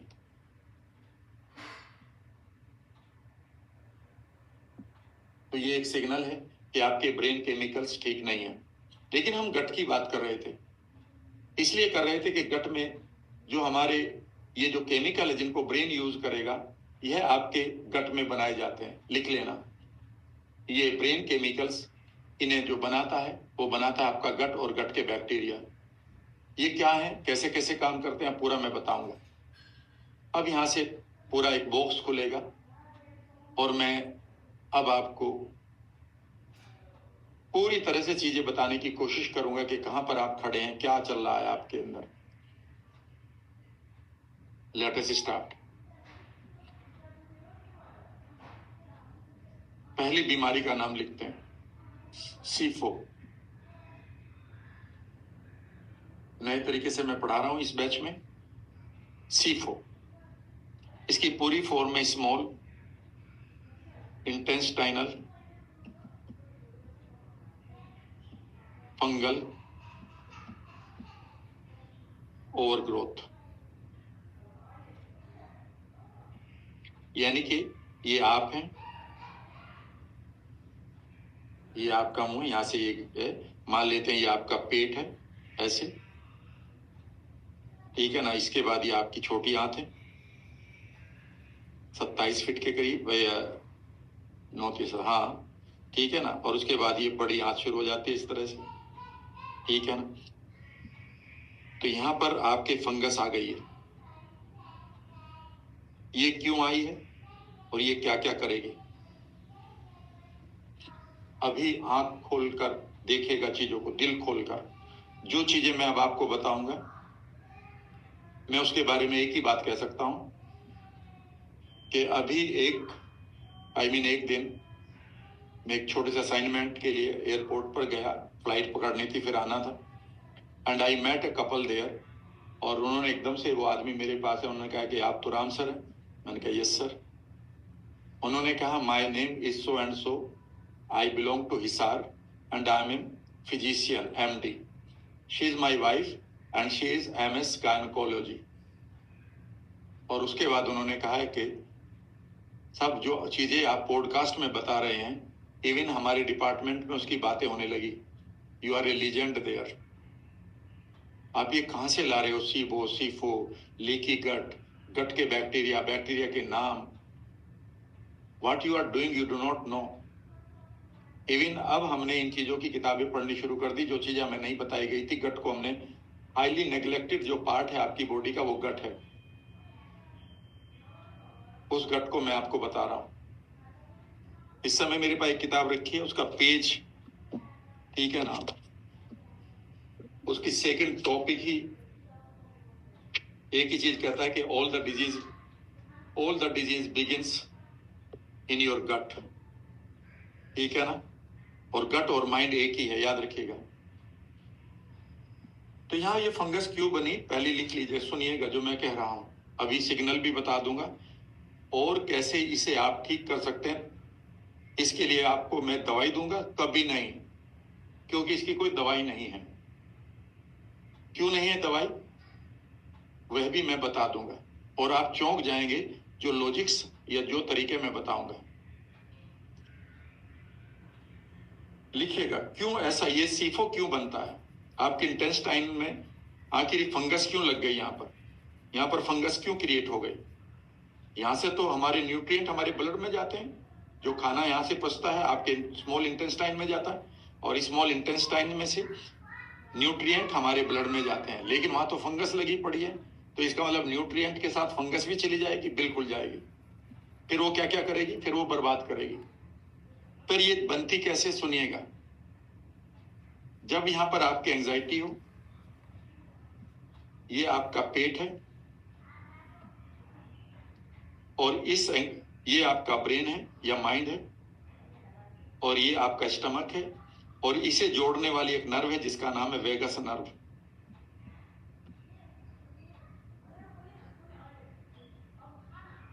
तो तीन चीजें हुई, mind, vagus nerve and stomach. Vagus nerve एक ऐसी नर्व है जो माइंड का जो मैसेज है वह आपकी बॉडी को देती है, और जो बॉडी का मैसेज है वह आपके माइंड को वापस देती है। तो ये टू वे हाईवे है, इसे हम मेडिकल साइंस में टू वे हाईवे कहा जाता है। और ये नर्व हाईली नेग्लेक्टेड है मेडिकल साइंस के द्वारा, क्योंकि इसके ऊपर कोई काम नहीं हुआ। लेकिन अब बहुत अच्छी अच्छी किताबें आने लगी है वेगस नर्व के ऊपर, 2-4 मैंने भी पढ़ ली हैं इसके बारे में। हमारे दर्शन शास्त्र में काफी कुछ कहा गया है, या इंडियन हीलिंग सिस्टम में। ध्यान से सुनिएगा। जब आपका स्टमक लेस हाइड्रोक्लोरिक एसिड निकाल रहा हो, क्यों निकाल रहा हो, वो पूरा क्यों नहीं निकाल रहा, ज्यादा क्यों निकालता है या कम क्यों निकालता है, वह तरीका भी मैं बता दूंगा। मान लेते हैं ये लेस हाइड्रोक्लोरिक एसिड निकल रहा है, और यहां पर आप प्रोटीन खा रहे हैं, और प्रोटीन को पचाने के लिए ज्यादा चाहिए था या राइट अमाउंट चाहिए था, वो नहीं मिल रहा है। तो आपका प्रोटीन और आपका हाइड्रोक्लोरिक एसिड यहाँ पर जो पेस्ट बनाता है वह वैसा नहीं है जो बनना चाहिए था। उसमें हाइड्रोक्लोरिक एसिड आपका कम है, और जैसे ये प्रोटीन और ये हाइड्रोक्लोरिक एसिड का पेस्ट आपके यहाँ इंटेस्टाइन में जाता है, यह प्रोटीन बेसिकली फंगस बना देती है। और ये प्रोटीन आपकी फंगस क्रिएट कर देती है, और अब आप अगले दिन फिर प्रोटीन खाते हैं, क्योंकि आपका ट्रेनर, जिम ट्रेनर आपसे कहता है प्रोटीन बहुत इंपॉर्टेंट है। उसे ये नहीं पता कि ये हाइड्रोक्लोरिक एसिड इस आदमी को बन रहा नहीं बनना। और इसका पहला सिम्टम बताऊं क्या आता है, आपके बालों का गिरना। लेडीज में बालों का पतला होना, और वो एलोपेशिया भी नहीं है, बस वो एयरफॉल शुरू हो गया है। रेक्टल इचिंग, अभी इसके बहुत सारे हैं सिग्नल, वो मैं बता दूंगा अभी थोड़ी देर बाद। अगर आपको इसे ठीक करना है तो आप अपने हाइड्रोक्लोरिक एसिड को बढ़ाइए, लेकिन इसकी कोई तरकीब है बिल्कुल नहीं, बाहर से कुछ भी नहीं खाना है इसके लिए। लेकिन एक काम कर सकते हैं कि एक छोटा सा मेडिटेशन करिए, उस मेडिटेशन को मैं बता सकता हूं, आप समझ चुके होंगे। आई मीन अब आप एनएलपी सीख चुके, अपने आप बनाइएगा। कंधे सीधे करिए, आंखों को कोमलता से बंद करिए सभी लोग, और इमेजिन करिए कि आप अपने माइंड से एक खूबसूरत थॉट, एक खूबसूरत विचार, एक बढ़िया इमोशन के साथ एक नर्वस सिस्टम से, एक नर्व से अपने गट, अपने पेट को दे रहे हैं। तो अब आप 3 जगह पर फोकस रखेंगे अपने माइंड पर। माइंड से चलने वाला पाइप या एक नस या एक नर्व कहूंगा, कई बार नस इसलिए बोलनी पड़ रही है क्योंकि सब लोग कई बार नर्व वर्ड को समझ नहीं पाएंगे, और वो जा रही है आपके पेट के ऊपर। और आप एक विजुअलाइज करिए कि आप अपने इस नर्वस सिस्टम के द्वारा, इस वेगस नर्व के द्वारा अपने पेट को कह रहे हैं कि calculate your food properly and create the right amount of hydrochloric acid. और इमेजिन करिए कि आप कुछ भी खा रहे हैं, उसे आपका माइंड और आपका गट, आपका पेट कैलकुलेट कर रहा है, and it is raining the right amount of hydrochloric acid. It is neither less nor more. Imagine करिए कि वहां के जो सेंसर हैं वो आपकी बात सुन रहे हैं, और वो बात सुनकर उस काम को कर भी रहे हैं। इसे हम गट रिएक्शन कहते हैं। गट रिएक्शन डायरेक्टली आपकी सोच पर निर्भर करती है। तो अब आपका काम यह है कि जब भी वो कोई भी खाना खा रहे हैं तो आप एक चीज दे चुके हैं गट, अपने पेट को, कि please create the right amount. जो सेंसर लगे हैं आपके पेट के अंदर, उन तक मैसेज पहुंच रहा है। यहां पर आप दूसरा भी काम करेंगे, और इमेजिन करें कि ये नर्व कहीं बंद तो नहीं है। अगर बंद है तो इमेजिन करिए इसको आप प्रेशर डालकर, जैसे आप एक नली को खोलते हैं, खोल रहे हैं, कहीं ये डैमेज तो नहीं हो रही है। यानी कि आपके सबकॉन्शियस लेवल पर यह नर्वस, बेसिकली नर्व तो आप जानते हैं कि जितने भी न्यूरॉन हैं वो तो सिर्फ सोच से ही चलते हैं। मैंने सोचा कि मैं इस काम को कर लूं तो मेरा हाथ उठ जाता है, न्यूरॉन्स उसको पूरी तरह से लेते हैं आपके विचारों को। इमेजिन ये भी करिए कि आपका जो पेट है, आपके जो भी खाना उसके पास जा रहा है, वो राइट इंफॉर्मेशन आपके माइंड को दे रहा है, और राइट आपका माइंड राइट इंफॉर्मेशन आपके गट को दे रहा है कि उसे क्या करना चाहिए। इस कनेक्शन को स्ट्रॉन्ग करें अगले 30 सेकंड में। माइंड, नर्वस सिस्टम, पेट, पेट, nervous system, mind, mind, nervous system, पेट, पेट से नर्वस सिस्टम, माइंड। और इमेजिन करिए कि आपका जो नर्व सिस्टम है, it is getting completely stronger, ये स्ट्रॉन्गर हो रहा है। आपका पेट जान चुका है कि राइट अमाउंट ऑफ एसिड निकालना, न कम न ज्यादा। इसका एक कारण यह भी है कि जब हम खाना खाते हैं तो हम टीवी, मोबाइल वगैरह देखते रहते हैं या बिजी रहते हैं थॉट में, तो हमारा माइंड यही नहीं जानता कि मैंने क्या क्या खाया है और कितना खाया है, तो वो आपके पेट को इंफॉर्मेशन नहीं दे पाता है। तो आप अपने माइंड से कहें कि कृपया आप, मैं कहीं भी बिजी रहूं विचारों से, तो आप इस इंफॉर्मेशन को मेरे पेट को देते रहें, और इमेजिन करिए कि वो यस कर रहे हैं। तो अगर आप किसी जगह और भी बिजी हैं तो एक पार्ट आपका माइंड का आपके पेट को पूरी तरह से मानो गाइड कर रहा है। इस खूबसूरत से विजुअलाइजेशन को आप आगे भी बना सकते हो अपनी तरह से।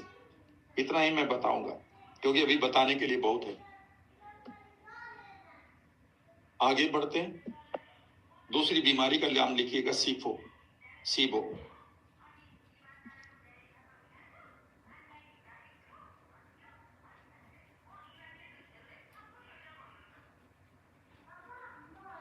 बड़ी खतरनाक है ये बीमारी, और हम इंडियंस करीब करीब सभी इसके बीमार हो चुके हैं।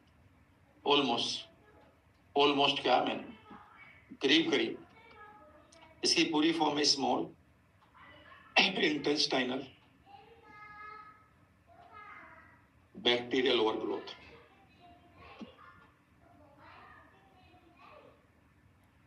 वो होती फंगल और ये है बैक्टीरिया। ये मैं और आप हैं, ये हमारी खाने की नली है, ये हमारा पेट हुआ, ये हमारी छोटी आंत हुई। और यहाँ पर अचानक कुछ बैक्टीरियाज ने जो बैड हैं तो बैड कर दीजिए यहाँ, तो बैड बैक्टीरिया की ओवर ग्रोथ हो गई, उन्होंने अपनी कॉलोनी बसा ली। इसे समझने के लिए मेरे साथ जुड़िए, सभी लोग कंधे सीधे करके। Now comes the most important topic. आप में से सारे लोग कॉन्स्टिपेशन को बीमारी मानते हैं, एसिडिटी बीमारी मानते हैं, डायरिया होना बीमारी मानते हैं, पेट का फूलना, खट्टी डकारे आने, इन्हें बीमारी मानते हैं। इनमें से कोई भी डिजीज नहीं है, ये मात्र डिजीज के लक्षण हैं, डिजीज कुछ और है। अब मैं उस डिजीज पर आ रहा हूं जहां पर एक वर्ल्ड आपका खुलेगा और आप अपने 100 साल की जिंदगी को बगैर बुढ़ापे के जी सकते हैं। और अब वो मोमेंट आ गया। पहले सीबो को समझते हैं।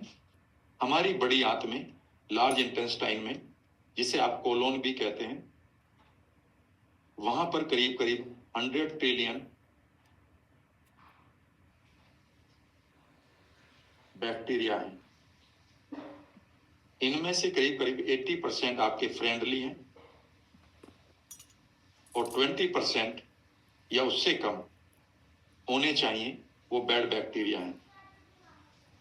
ये बैड बैक्टीरिया हमारे लिए इतने खतरनाक है कि हमारी किसी भी बीमारी को जन्म दे सकते हैं और ये मौत का कारण भी बन सकते हैं।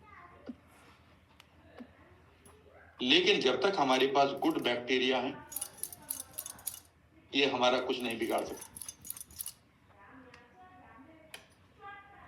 लेकिन और हमें ये भी बता देता हूं कि जो ये गुड बैक्टीरिया है, ये हमें अपनी मदर से मिलते हैं। जिन बच्चों का जन्म नेचुरल नॉर्मल डिलीवरी से होता है, तो जब वो कैनाल से बाहर आते हैं, उस समय मदर की जो वेजाइनल बैक्टीरिया है, उस बच्चे की स्किन पर, मुंह पर, नाक पर, आंखों पर लगते हैं और ये बैक्टीरिया ही बड़ी आंत में जाकर अपना हमारे साथ एक कॉन्ट्रैक्ट करते हैं कि हम आपको जीवन देंगे और आप हमें जगह दे दो।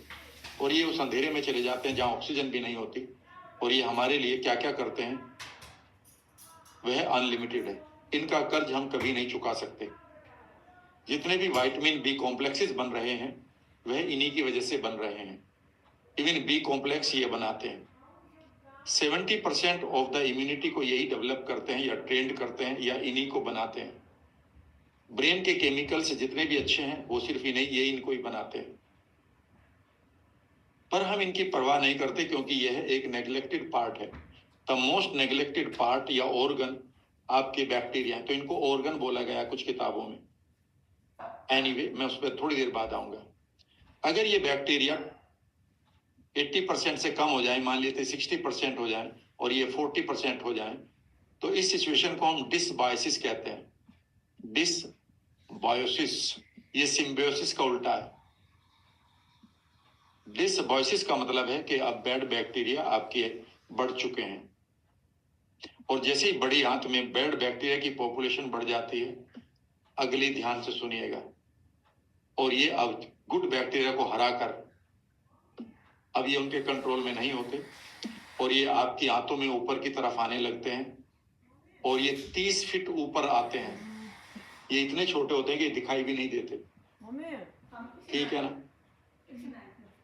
और ये ट्रेवल करते हैं और 30 फीट ऊपर आते हैं आपके गुड बैक्टीरिया को हराकर, और ये आपकी छोटी आंत में अपनी कॉलोनी बसा लेते हैं जहां पर इनकी जगह नहीं थी।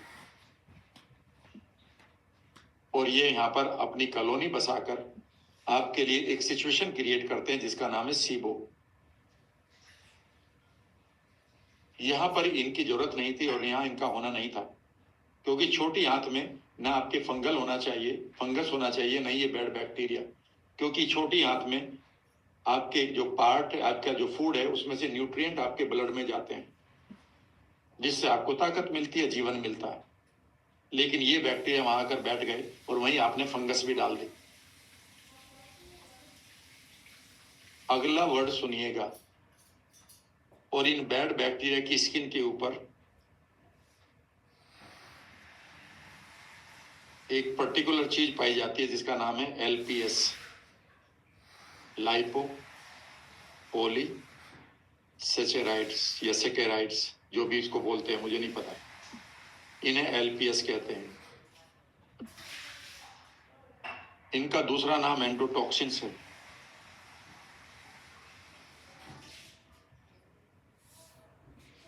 जो बैड बैक्टीरिया यहाँ पर अपनी स्किन छोड़ रहे हैं वह एंडोटॉक्सिन है और वो बहुत बड़ा टॉक्सिन है। It is a poison.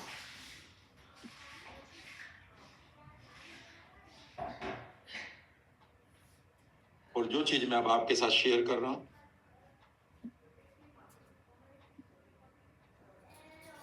वो आपको इस समय हिला सकती है।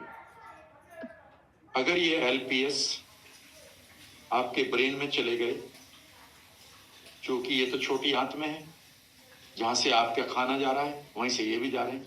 अगर ये ब्रेन में चले गए तो ये आपको सिजोफ्रेनिया,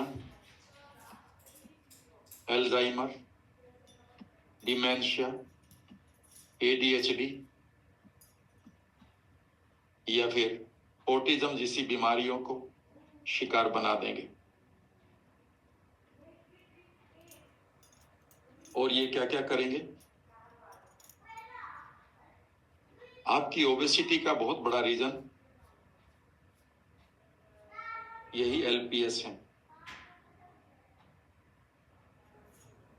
और अगला वर्ड मैंने बोल दिया तो आप चौंक जाएंगे, ओबेसिटी। आपकी ओबेसिटी ना तो डिजीज कैलोरी की है, ये मैं कभी फिर बताऊंगा, और ना ही डिजीज ये जेनेटिक है।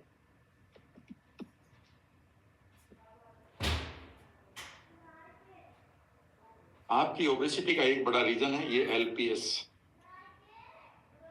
जैसे ये आपकी फैट सेल में जाते हैं, ये फैट सेल को अटैक करते हैं और आपकी फैट सेल इन्फ्लेम्ड हो जाती है।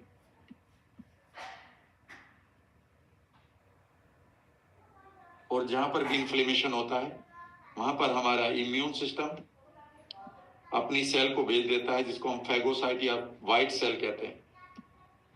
और आपकी fat cell basically in white cell से भरती रहती है, वहां पर फैट नहीं है। बहुत सारे लोगों को देखेंगे कि कुछ भी कर लो उनका पेट घट ही नहीं रहा, क्योंकि उन्होंने अपनी फैट सेल को इन्फ्लेम्ड कर दिया है। अगर ये LPS आपके सिस्टम में चले जाएं तो ये अल्जाइमर, सिजोफ्रेनिया, डिमेंशिया जैसी बीमारी के अलावा मोटापा, आगे लिखेगा डायबिटीज, आगे लिखेगा इरिटेबल बाउल सिंड्रोम, इस बीमारी को जिसमें आप कहते हैं मुझे कॉन्स्टिपेशन हो रहा है, मुझे तो दस्त लगते हैं, मेरा तो पेट फूलता है। अगर आपका लीवर खराब है तो वहां पर LPS पहुंच चुके हैं और आप फैटी लीवर के पेशेंट हो सकते हैं, भले ही आप दारू ना पीते हैं। घबराइएगा नहीं, मैं इसको ठीक करना भी बताऊंगा। जैसे ही ये आपके ब्लड में जाते हैं और ब्लड में जाते ही जैसे ही LPS ब्लड में जाएंगे आपका इम्यून सिस्टम कंफ्यूज हो जाएगा और वो आपको ऑटो इम्यून डिसऑर्डर देगा, क्योंकि ये आपके इम्यून सिस्टम से नहीं मारे जा रहे हैं, ये तो विष है पूरा। कमाल की बात तो ये है कि अगर ये मीट में से आपको मिलते हैं तो मीट के तो आप चाहे 10 सीटी लगवा लो कुकर में, ये मरते नहीं है, क्योंकि ये तो विष है सिंपल, ये ऑर्गेनिज्म नहीं है कि मर जाएंगे। अगर आपके पास स्किन रैशेज हैं तो आप सीबो और सीफो के पेशेंट हो चुके हैं। अगर आपको इस बहुत ज्यादा मीठा खाने का मन करता है या फिर रिफाइंड कार्ब खाने का मन करता है तो समझिए ये बैड बैक्टीरिया आपके माइंड को हैक कर चुके हैं।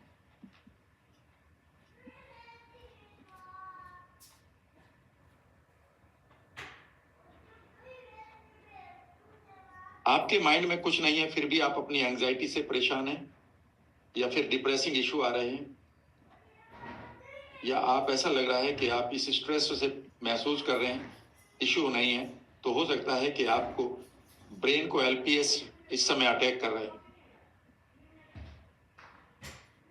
इसके अलावा और कितने हो सकते हैं, लो मैं और भी लिखवा देता हूं। अब इसके और लिख लीजिएगा।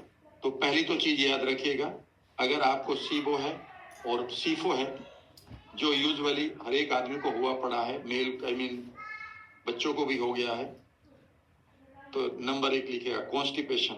ये है वो बीमारी। आप कॉन्स्टिपेशन को ठीक कर रहे हैं, बीमारी यहां पर है। Bloating, diarrhoea, acne, rectal etching,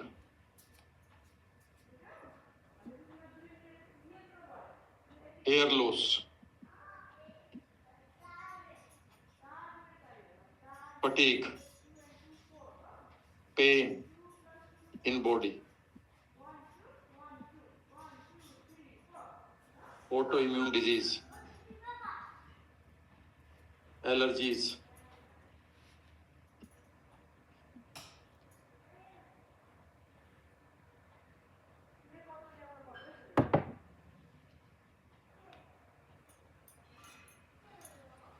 cracked fingernails,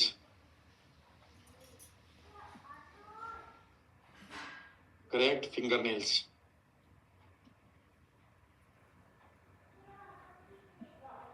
iron deficiency,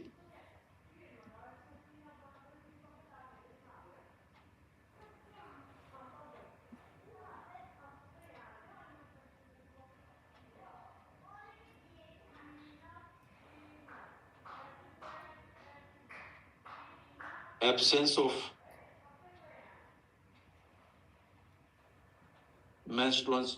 menstruations, यानी कि जिसको आप साइकिल कहते हैं।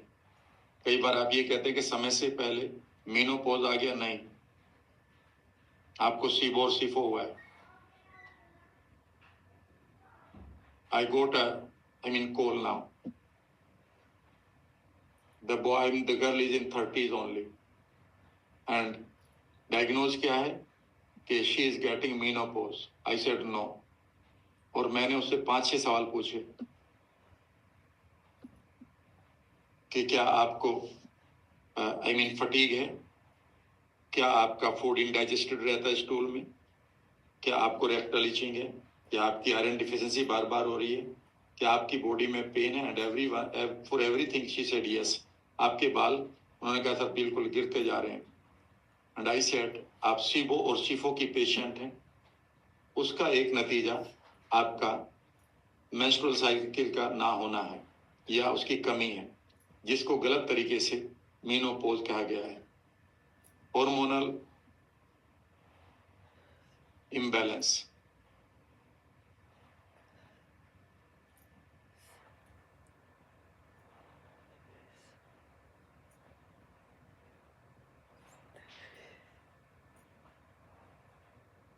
ठीक है ना। बाकी एलपीएस के कारण बाकी किताबों में मैंने बता दिया है कि पार्किंसन, अल्जाइमर, सिजोफ्रेनिया जैसी चीजों से अगर अपने बच्चों को बचाना है, सोचिए कि 27-28 साल के लड़के लड़कियों को हो रहा है, पूरी लाइफ 60 साल उन्हें संभालेगा कौन, कौन उन्हें संभालेगा।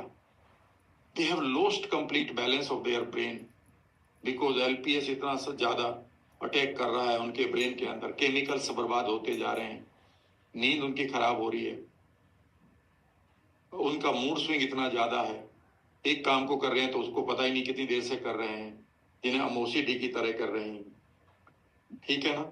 Seasonal allergies,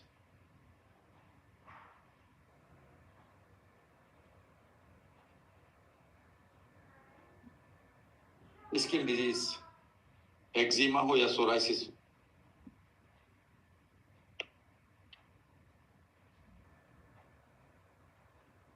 PCOS I mean PCOS,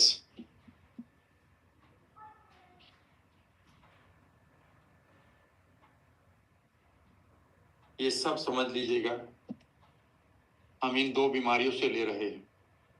इनको ठीक कैसे करें, मैं भी आपके साथ आऊंगा। 2 और लिखा देता हूं अभी आपको, इससे भी खतरनाक और क्या हो सकता है। फिर एक बार आपको याद दिलाते हुए, यह सेशन आपके और आपके परिवार के लिए है। जिन जानकारियों को मैं दे रहा हूं, हमारी डॉक्टर्स देना भी चाहें तो उनके पास समय नहीं है। हमें उनको ये बेनिफिट देना होगा। 1 लाख लोगों पर एक डॉक्टर है, वो हमें इन चीजों को समझाए।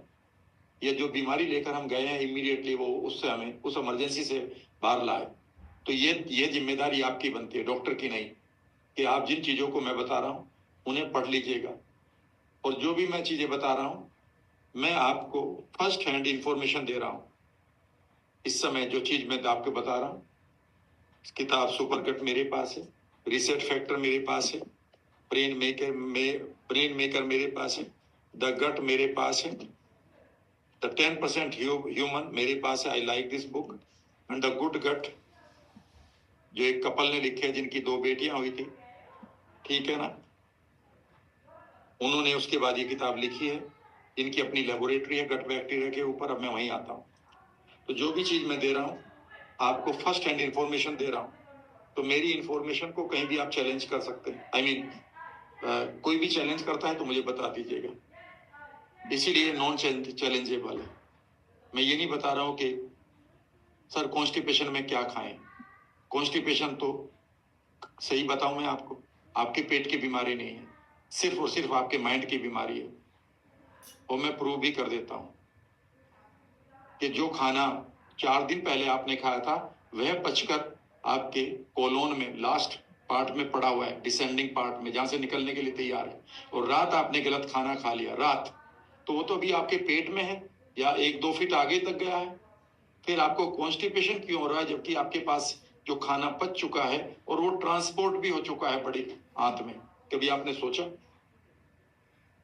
क्योंकि जो रात खाना खाया है वह एक ऐसा खाना था जिससे आपका गट खराब हो गया। अभी मैं समझाऊंगा, जिससे आपके गट ने इंफॉर्मेशन माय ब्रेन को दी कि ये खाना बेकार है, और ब्रेन ने कहा होल्ड इट, और आपने पूरे सिस्टम ने, गट ने उस इंफॉर्मेशन को ले लिया कि होल्ड इट, और उसने आपका लास्ट पार्ट में जो पड़ा हुआ स्टूल है उसे भी रोक दिया।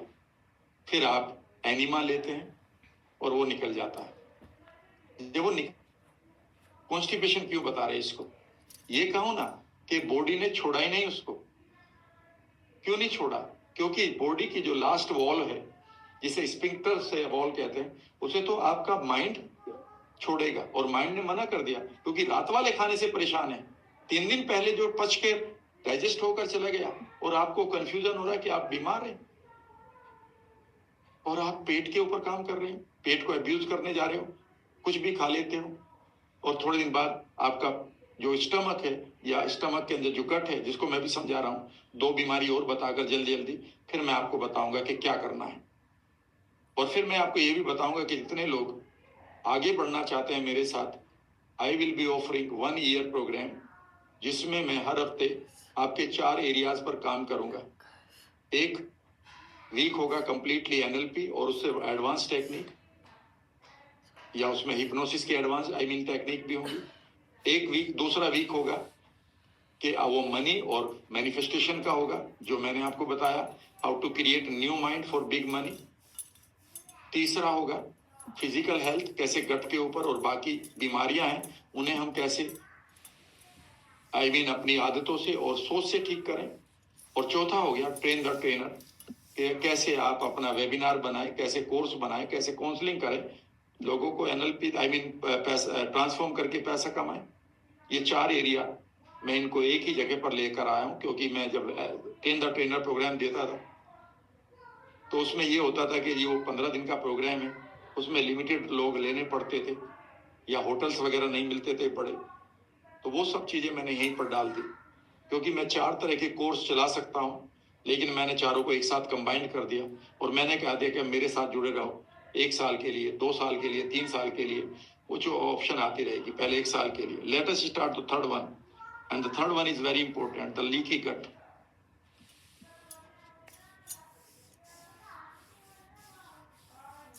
Leaky gut, a very serious problem once again.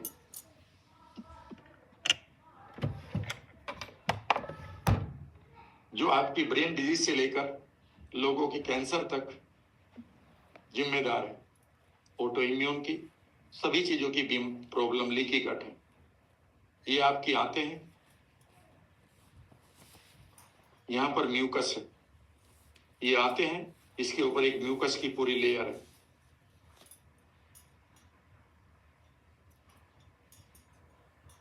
Mucus के परे यहां पर आपकी इम्यून सेल्स हैं,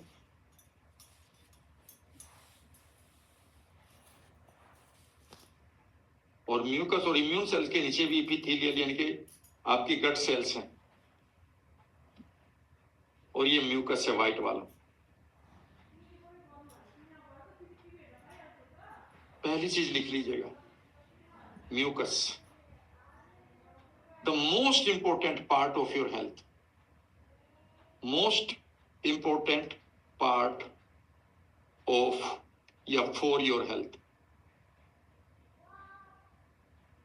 ये जितना म्यूकस स्ट्रांग होगा यहां पर, उतने ही आप बच सकते हैं इन बीमारियों से, क्योंकि ये म्यूकस पहला काम करता है कि यहां से जो एलपीएस घुसेगा वो यहीं पर रोक लेगा। इस म्यूकस को बनाए रखना, कृपया इसे मत निकाल देना। और इस म्यूकस को के बाद जो है आपकी गट लाइनिंग है इन सेल्स की, और उसके बाद ये इम्यून सिस्टम की सेल है। इसलिए कि यहां से भी कोई पार हो गया तो गट सेल उसे रोक ले, और यहां से भी पार हो गया तो इम्यून सिस्टम उनको मार दे। ये इम्यून सिस्टम है, ये 3 पार्ट है। अब ध्यान से सुनिएगा, अगर आप गलती से कुछ चीजों को खा रहे हैं और यहां पर आपके छेद हो गया, छेद होकर जैसे यहां से वो एलपीएस घुसेगा, क्योंकि म्यूकस आपने छोड़ा नहीं, आपकी लाइनिंग खराब हो गई है, लाइनिंग में आपके छेद हो गए हैं, तो इस सिचुएशन को लीकी गट कहा जाता है। आपका गट लीक कर रहा है, और अब आपके पास एलपीएस, खाने में जो बेकार के बैड बैक्टीरिया, वो एकदम से इम्यून सिस्टम पर चले गए हैं, और इम्यून सिस्टम एकदम से रिएक्टिव होगा, जिसका नाम है ऑटो इम्यून डिजीज। और इसके बाद ये ब्लड में चले जाएंगे। एनीवे, इस लीकी गट को कौन, इस गट की लाइनिंग को कौन बर्बाद कर देता है? पहले बस इतना ही बता देता हूं, लिख लीजिएगा, 3 चीज लिख लीजिएगा, 4। Number 1, refined veg oil. मेन बता रहा हूं, है बहुत सारे। दूसरा, शुगर। तीसरा, ग्लूटन।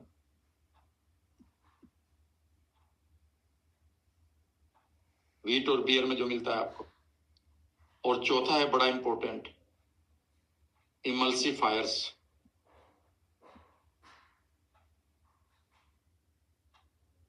इसे आप जानते हैं, मैं ज्यादा नहीं बोलूंगा। इसे भी आप जानते हैं, मैं ज्यादा नहीं बोलूंगा। ग्लूटन आप जानते हैं, मैं ज्यादा नहीं बोलूंगा, लेकिन इसके बारे में बोल देता हूं। इमल्सिफायर्स क्या होते हैं, ताकि आप यहीं से ठीक कर लें। इस म्यूकस को कौन बनाता है, लिख लीजिएगा। इस म्यूकस को कौन बढ़िया बनाता है, लिख लीजिएगा।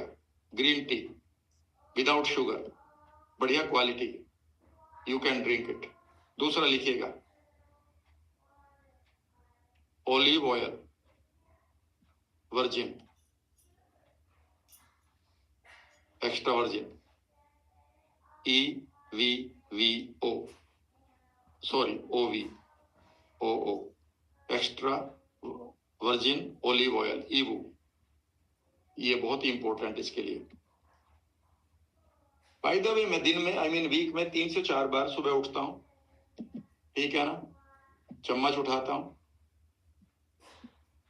और 1 चम्मच में वर्जिन ऑयल डालता हूं, and I take it.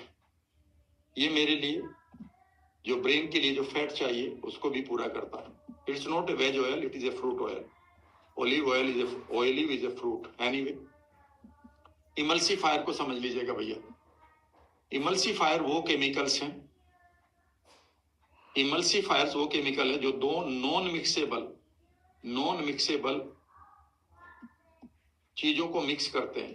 For example water है एंड ऑयल है, आप इन दोनों को मिला देंगे तो ये कभी मिलेंगे नहीं, लेकिन जैसे उसमें इमल्सिफायर मिलाएंगे तो ये दोनों एक साथ मिल जाएंगे और मोम बन जाएगा, यानी कि मटेरियल बन जाएगा। सबसे ज्यादा इमल्सिफायर्स यूज कहाँ किए जा रहे हैं, लिख लीजिएगा। पीनट बटर जो मार्केट से आप खरीदते हैं, पीनट बटर, अगर आप पीनट का बटर अपने घर पर बनाते हैं, क्रश करके बन जाता है, तो आप पाएंगे कि कुछ दिन के बाद उसका ऑयल ऊपर आ गया और मटेरियल नीचे आ गया, तो आप कहेंगे यार ये कैसा हो गया। लेकिन जैसे आप मार्केट से लाते हैं तो पूरा स्मूथ होता है, और आपको क्या बेचा जाता है, द स्मूथ पीनट बटर। ये कभी तेल और इसका सॉलिड अलग नहीं होता। रीजन, क्योंकि उसमें वो इमल्सिफायर मिलाया गया है जो गट लाइनिंग को सत्यानाश करता है। और दूसरा वर्ड मैं दे देता हूं, आपकी मर्जी है, शायद छूटेगा नहीं आपसे, उसका नाम है ice cream. The most dangerous eating product for your gut, very good for your taste buds. आपकी टेस्ट बड के लिए बढ़िया है, 10,000 हैं जो यहाँ पर, लेकिन जो आपकी 60 ट्रिलियन सेल्स हैं और आपके 20-30 साल खराब होने हैं, उसमें शुगर भी है, उसमें मिल्क प्रोडक्ट भी है, और उसमें आपका इमल्सिफायर भी है। पूरा कॉम्बिनेशन है आपके लिए। अब आपके ऊपर है, खाए ना खाए, मैंने तो आपको बता दिया। और क्या क्या ठीक कर सकता है वो मैं बाद में बताऊंगा। तो याद रखिएगा, गट का छेद होना ये सब सारी बीमारियों को जन्म देता है, क्योंकि अब आपके बैक्टीरिया, बैड बैक्टीरिया, फूड के बैक्टीरिया, LPS आराम से आपके ब्लड में जा रहे हैं, कोई उन्हें रोकने वाला नहीं है। आपका इम्यून सिस्टम बर्बाद रहेगा। कभी सीजन एलर्जीज हो रही है, और कभी आपका मोटापा हो रहा है, क्योंकि आपका LPS पूरी की पूरी बॉडी को बर्बाद कर रहा है। इन्हें एंडोटॉक्सिन्स कहते हैं। और चौथी चीज लिखिएगा, अब हम आते हैं गट बैक्टीरिया पर, फिर मैं इनको ठीक करने का तरीका भी बताता हूँ। Gut bacteria, the most avoided yet most important organ ही बोलूंगा of our life। पहला रूल लिख लीजिएगा, we can't survive without our gut bacteria। हम इनके बगैर सरवाइव नहीं कर सकते। और अब मुझे आप पूरा 1 घंटा देंगे, मैं ब्रेक नहीं दे पा रहा हूं। ये एक काम करते हैं, सिर्फ 5 मिनट का ब्रेक दूंगा मैं, सिर्फ 5 मिनट्स।